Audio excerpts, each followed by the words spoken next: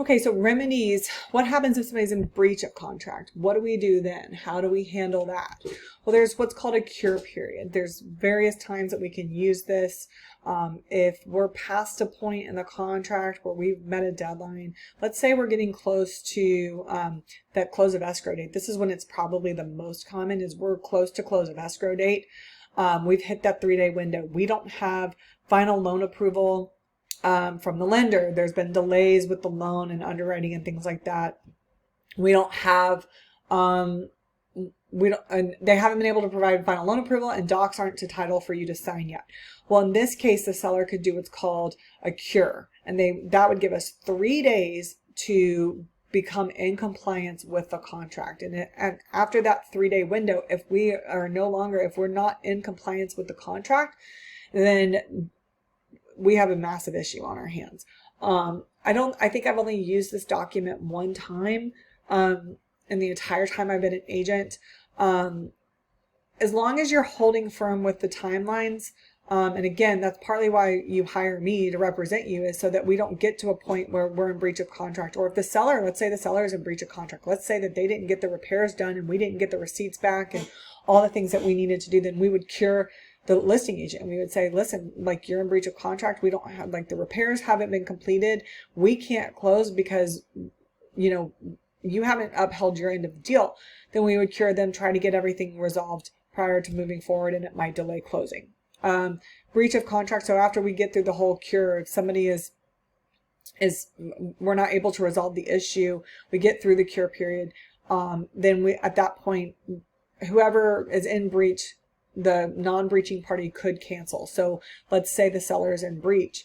We're past, appraisal contingency. We're past all the contingencies in the contract, and sellers in breach. They haven't done the repairs. We're getting frustrated.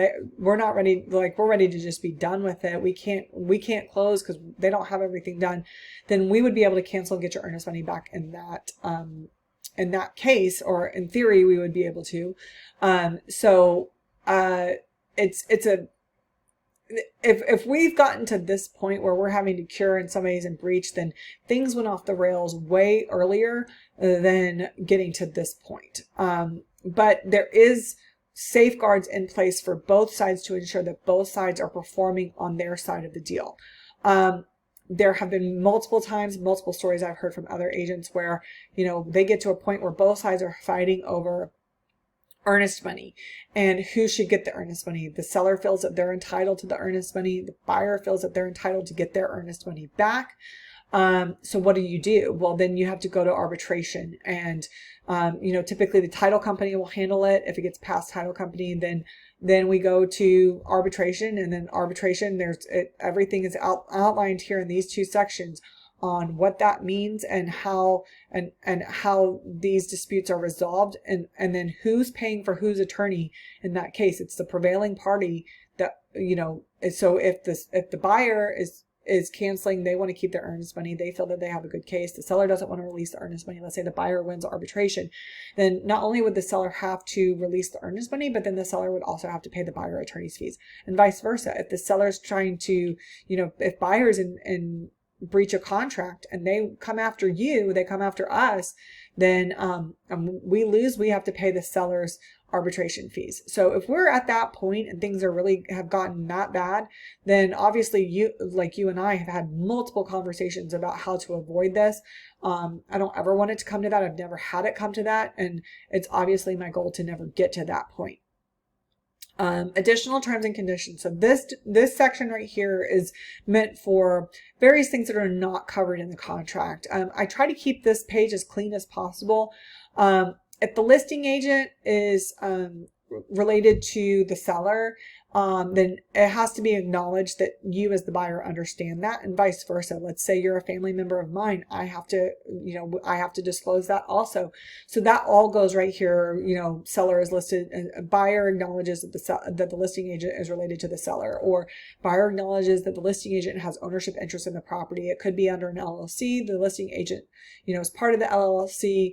So it's an owner agent situation. Maybe it's an agent that's selling their own personal home. Buyer acknowledges that that the listing agent is the homeowner, or the homeowner is a licensed agent in Arizona. They could be licensed in another state. We would disclose that here, or at least acknowledge that it's here. Sometimes with trusts, then, if you're putting a property in a trust or it's being sold in a trust, then we would acknowledge who the authorized signers for the trust are here. There's a million things that could go here. Again, I try to keep this part of the contract as clean as possible, but there are specific circumstances where it has to be used, so they try to leave it in here. So, all right. So this is a lot of legalese, but again, it needs to be kind of outlined very briefly. Risk of loss. If there's any loss or damage to the premises between contract date, acceptance, and the close of escrow, or possession, whichever is earlier, by reason of fire, vandalism, flood, earthquake, act of God, the risk of loss shall be on the seller provided. However, if the cost of repairing such loss or damage would exceed 10% of the purchase price, either seller or buyer may elect to cancel the contract.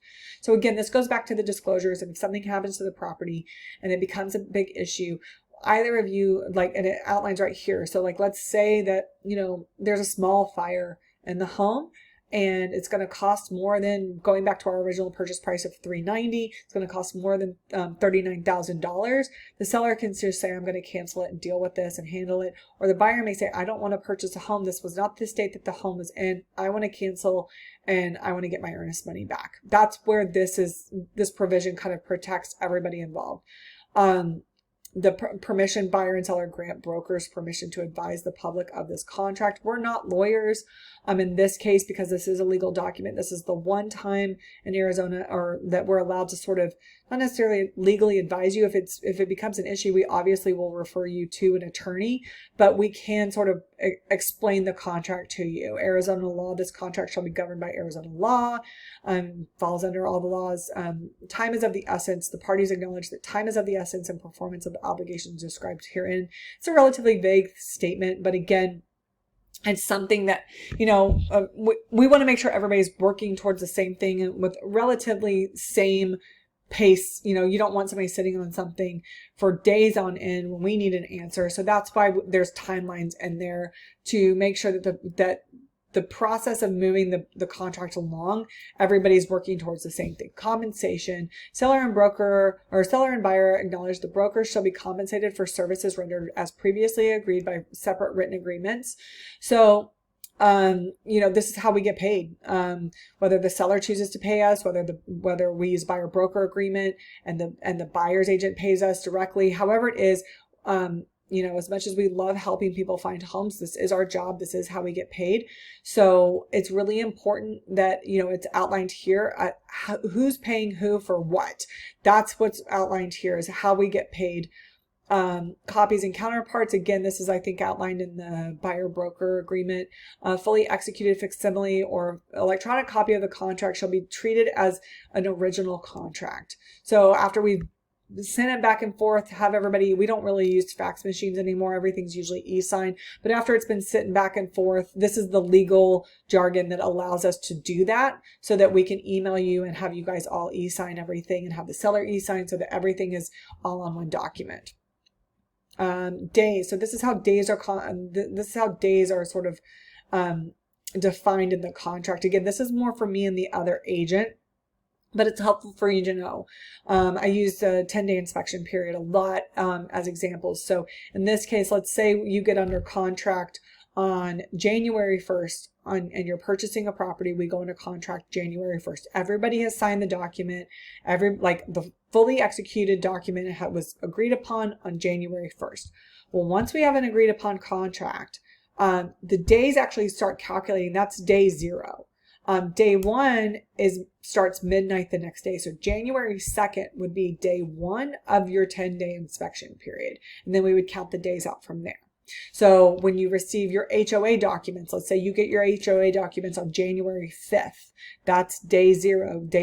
Day 1 would be January 6th. And you have the 6th, 7th, 8th, 9th, and 10th at midnight or 11:59 p.m. on the 10th. We have to give notice. If there's anything in those HOA documents that you don't like, we're canceling because of that, which you are allowed to do. And that timeline doesn't line up necessarily with the inspection timeline, because you get those documents within whenever the HOA sends them over.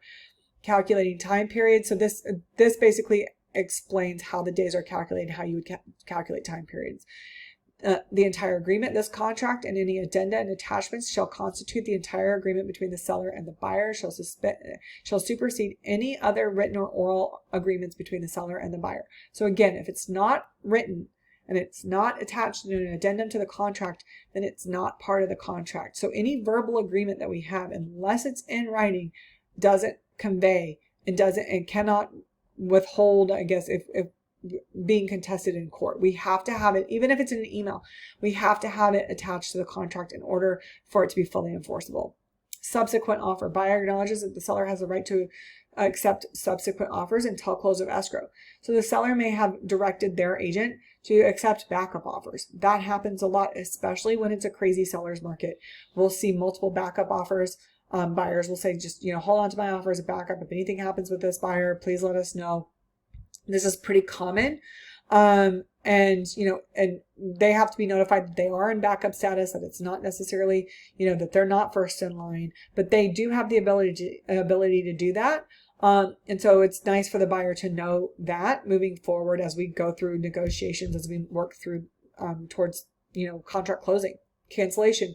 A party who wishes to exercise their right of cancellation as allowed herein may cancel the contract by delivering notice stating the reason for cancellation to the other party or to the escrow company. Cancellation shall become effective immediately upon delivery of the cancellation notice.